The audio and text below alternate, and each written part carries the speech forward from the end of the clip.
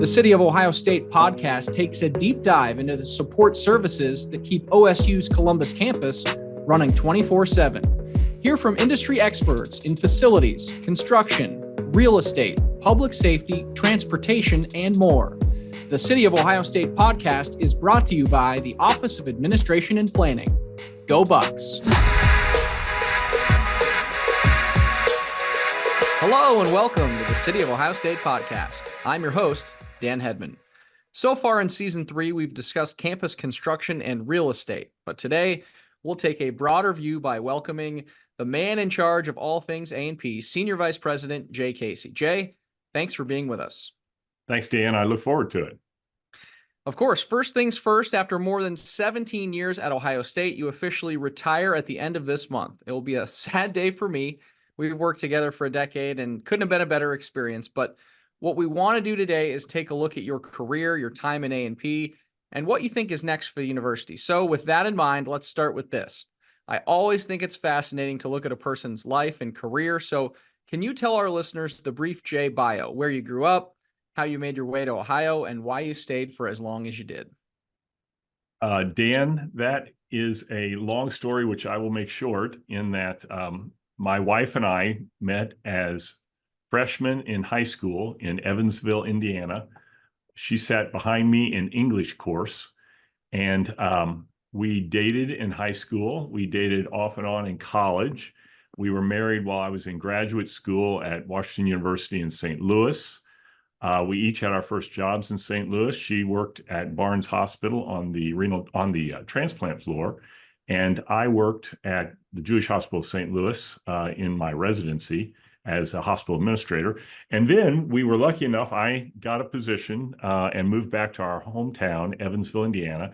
And I worked for 10 years in the Protestant hospital system there. It's called Deaconess Hospital, while she worked as a nurse and then started our family.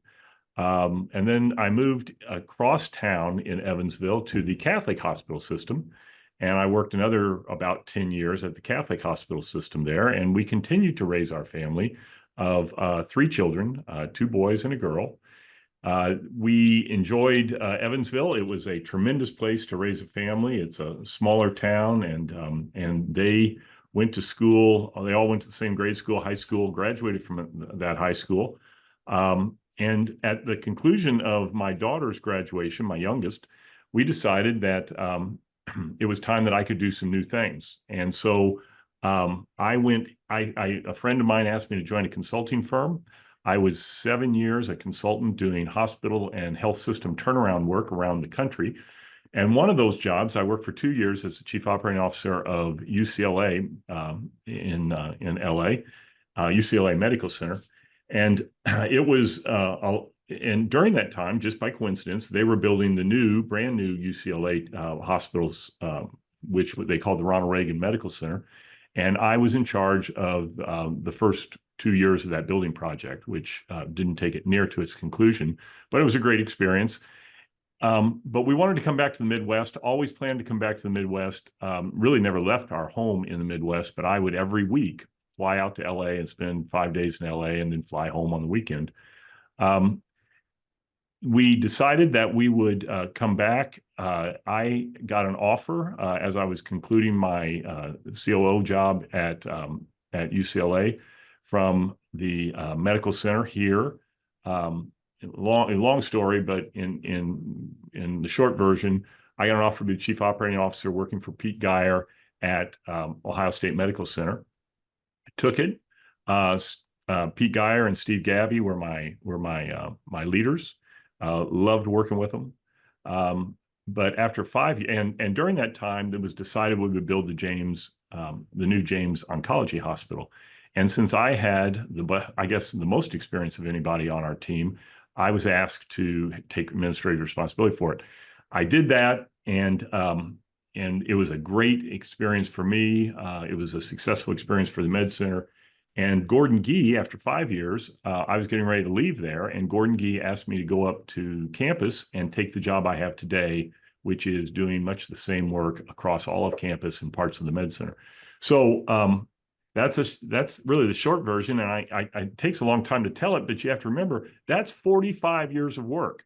And I am just, people say, well, you're retiring from OSU, but I'm really retiring from a career. And the career has moved in different directions, most of which I never anticipated it going into. And I feel very, very fortunate to have spent the last 17 years either at the medical center or up on campus.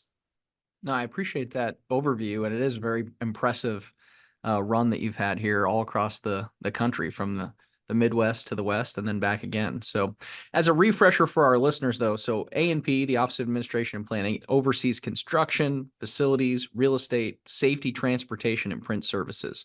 So, you first came to Ohio State in 2007. That was at the medical center. Then, by 2011, you joined A&P. What has stood out to you about the services that A&P provides and how they tie back to Ohio State's mission? I say this all the time when we have new recruits, new people who join our A&P services. We have an orientation period, and when I get a chance to talk to them, I always say they may be a bus driver, they may be a HVAC technician, be a plumber, whatever you are. You have signed on to allow the mission of the university to go forward. Whether the mission is in three broad swoops, it is patient care, it is research, and it is education. And none of those things happen until we all come to work. I can tell you very, very clearly with some specific examples that when people don't feel safe on campus, they don't come to campus, and parents withdraw their students from campus, and the whole thing starts to grind to a halt. So unless we do our jobs, honestly, nothing's going to happen on campus. And so we take great pride in doing an outstanding job. And I think you can see that reflected in the success of OSU. Yeah, I think that's a really good reminder of how everybody plays a part in this 24/7 operation here at Ohio State. I know there have been 3 framework plans completed during your tenure. That's a comprehensive planning document that outlines the future of campus development. These led to what was called the Big Five projects: Inpatient Hospital, Arts District, Health Sciences Center, Energy Advancement Center, and the James Outpatient Care. Do you look back sometimes in awe of the many changes and additions that have taken place in just these past 10 to 15 years? And if so, what does that mean to you?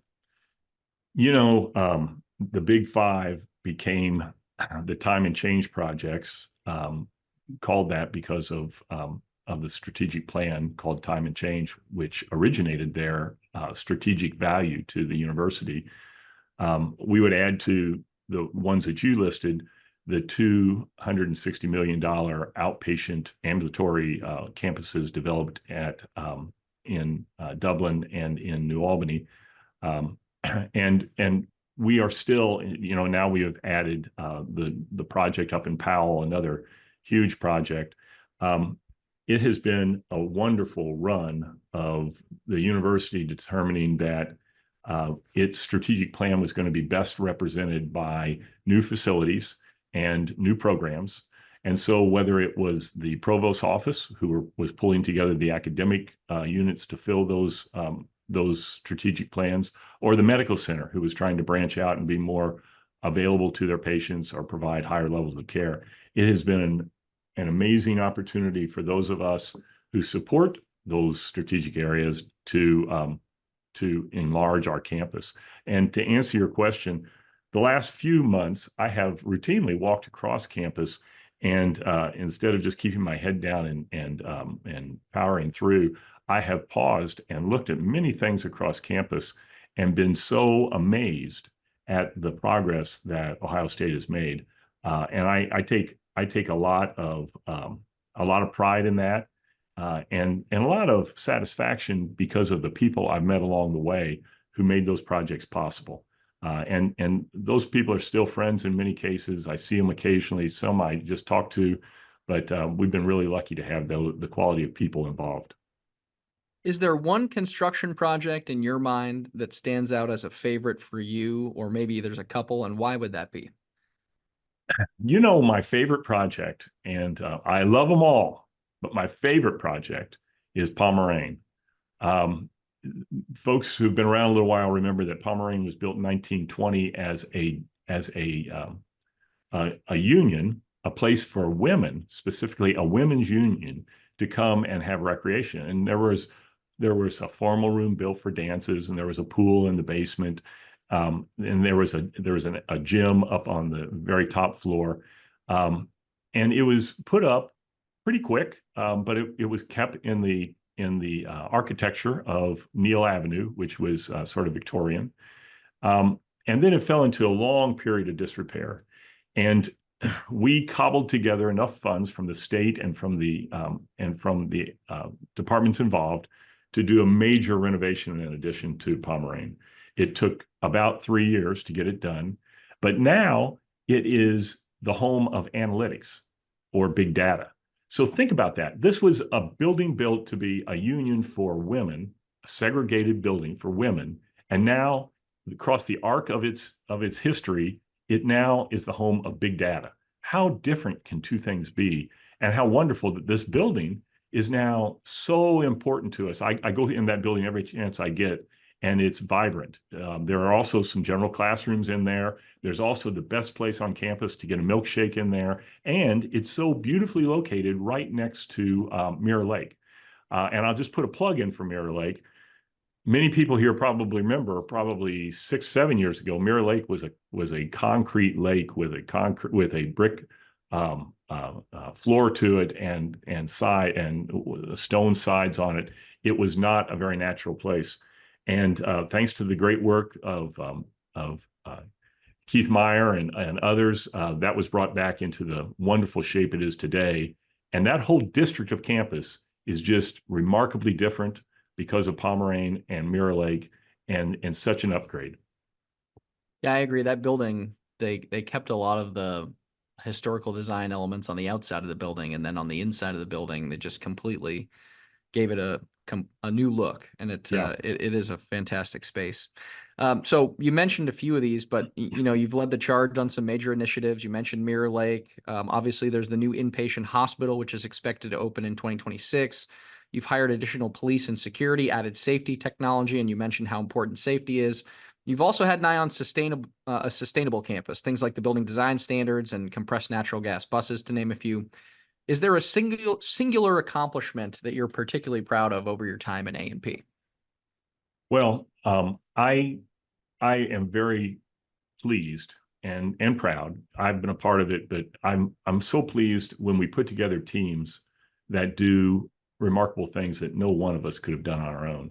And I look at the team we've put together to enhance the safety of students both on and off campus, and the university reaching off campus to improve the safety of our neighborhoods is a recent phenomena. We used to just step back and say that's the Columbus Police Department's responsibility, not ours.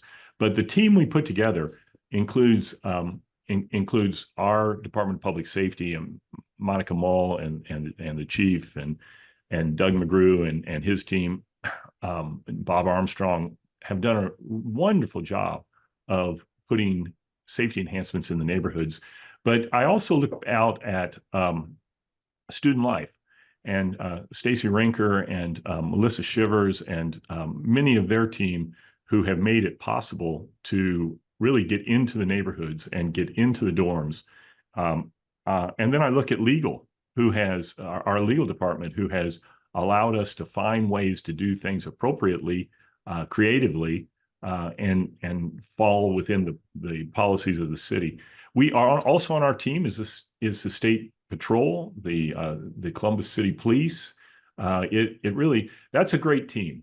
I also, speaking of teams, it also comes to mind, you mentioned building design standards and sustainable campus. We have very little money devoted to how we're going to make our campus more sustainable, but we have teams of people at the Med Center and at the university who carry this as a passion, that they really want to see the campus be more sustainable, lower our carbon footprint, lower our use of water, lower our use of fossil fuels, increase the efficiency of our electrical usage. These are people who just came together. I got involved with them. Mark Concilier is involved with them, and we try to find money to help them. But basically, they're doing it on their own. They're bootstrapping this forward, and it's really remarkable the improvements they've made. And these things come together when when dedicated, talented people come together and just decide we're going to make this improvement. So we've been really lucky to have some of those things happen during my tenure. Yeah, that's great. I want to touch on a brief story that I think sums you up as an innovative thinker. It's a little off topic, but I think it ties together. So I don't know if you remember this, but you and I had a meeting at the Newark campus right after I started at Ohio State. It was probably 8 or 9 years ago. I hopped in the car with you to drive back, and we got to talking. I used to be a reporter. I like to ask questions. I was asking about your upbringing, some of the jobs you've previously held, and you told me a story about when you were very young, maybe in high school or college, and you worked at a factory. Do you remember that story?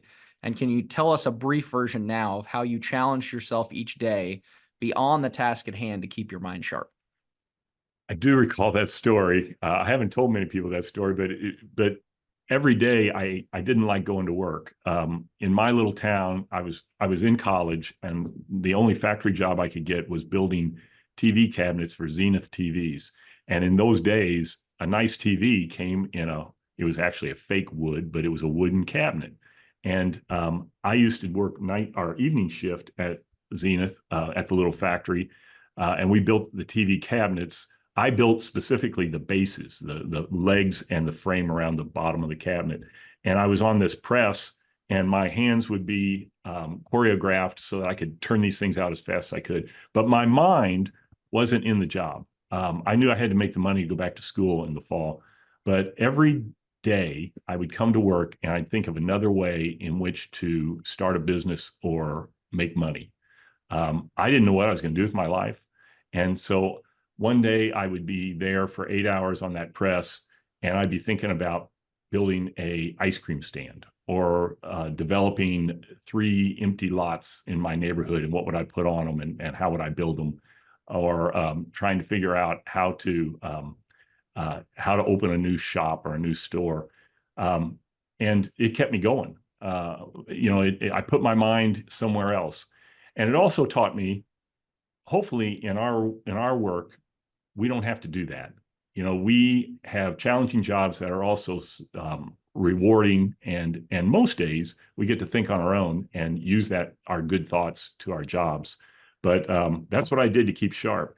I'm going to tell you another story, Dan, because I thought about All this right. today when I was coming in. It's your podium here. I was thinking about coming in here. You may not have time for it, but um, when we were interviewing candidates for the position that you now hold, this was back probably 10 years ago or so. Mark Evans, who worked with us at that time, and I were at the final interview phase. There were 3 candidates. You were one of them. And I won't go into a lot of this, but at that time, I used to climb mountains. And you have to be able to be on a rope if you climb mountains, because the climbers are hooked together across about 60 feet of rope between each climber. And when you come into the top of a climb, the lead person coils the rope so that when you take off again, the rope doesn't tangle. And there's a certain way you do that. And I watched you at the end. We did a little sample interview with you. And at the end of that, you were coiling the microphone coil, which was a longer coil, and you knew how to flip it so that it didn't tangle. There's a little way you do that. You know the technique. Yep. But I've always appreciated people who have skills and don't really understand, how those are relevant. But this was rope skills, and you had rope skills. And I thought, Yeah, that was from my time in TV. We used to have to bundle up the XLRs and you do the little figure eight. So, but I do, now that you point that out, I do remember that conversation. You said, "Do you climb?" And I said, "Nope." but you did. You had that little flip of your wrist where you turned the cord or the rope so that it didn't tangle. And I've always thought people have skills they don't know about, and they take them for granted, but they're good skills. They're important things that they can do. So I wanted to make sure that people on this podcast understand they have a tremendous number of skills that they probably take for granted. Well, that's good. I'm going to ask you for more advice here. I've worked for a lot of different people, some good, some not so good. Fortunately, at Ohio State, they've all been good. I know you mentioned Mark and Amy and yourself, but you in particular, I've always believed are a very strong leader. Steady hand, doesn't get too high or too low, someone that cares about the people around him, and I've appreciated your style. But what advice do you have for me or anyone else in a leadership role or a person trying to become a leader of people? You know, it's easy to say looking back on 45 years, but When I had an opportunity, I always took it. And sometimes I didn't know where it was going to go. But I always thought it'd be more interesting than the job I was in. And sometimes they're just variations. It wasn't like I was a cook and I became a brain surgeon or something. It was just, if I was a cook, I decide, well, maybe I ought to open this restaurant, or, just as an example. I was never a cook, but take the opportunities that are presented to you and run with them as fast as you can. And I think that many people have wonderful skills and they'll use them. That's good advice.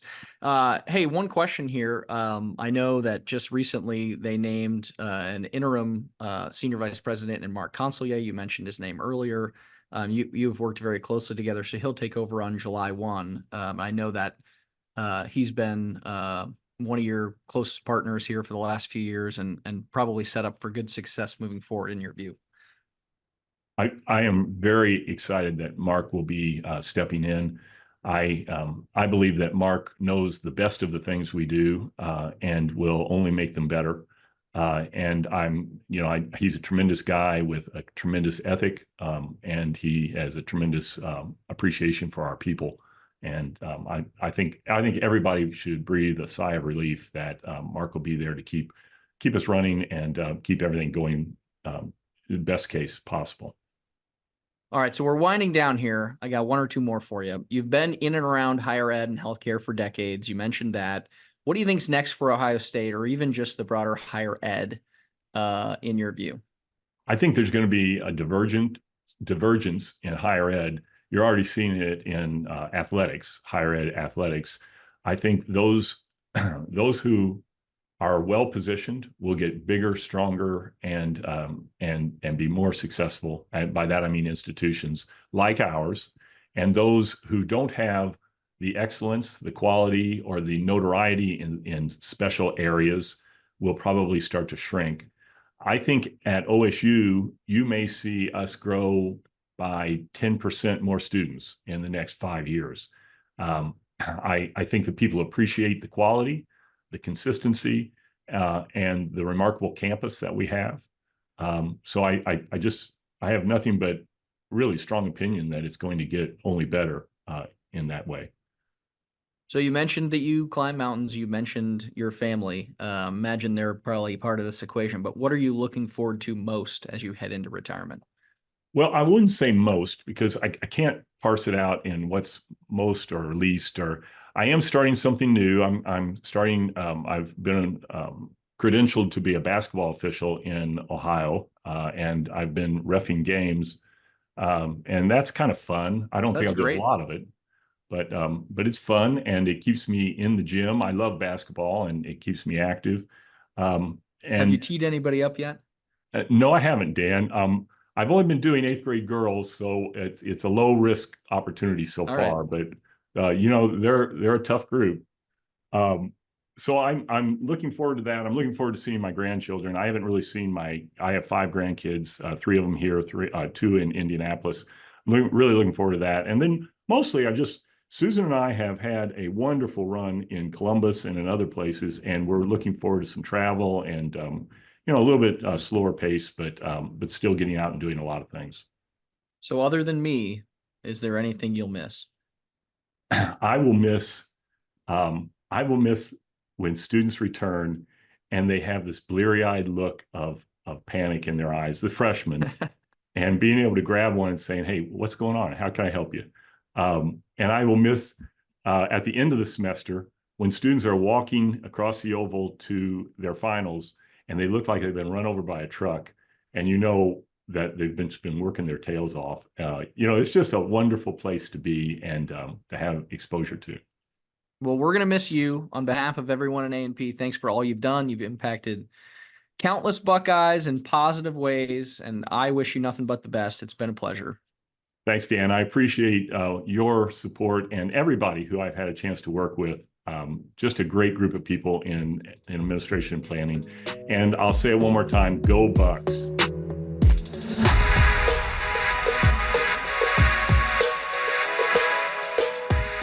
The City of Ohio State podcast is brought to you by the Office of Administration and Planning. Until next time, be kind and go Bucks.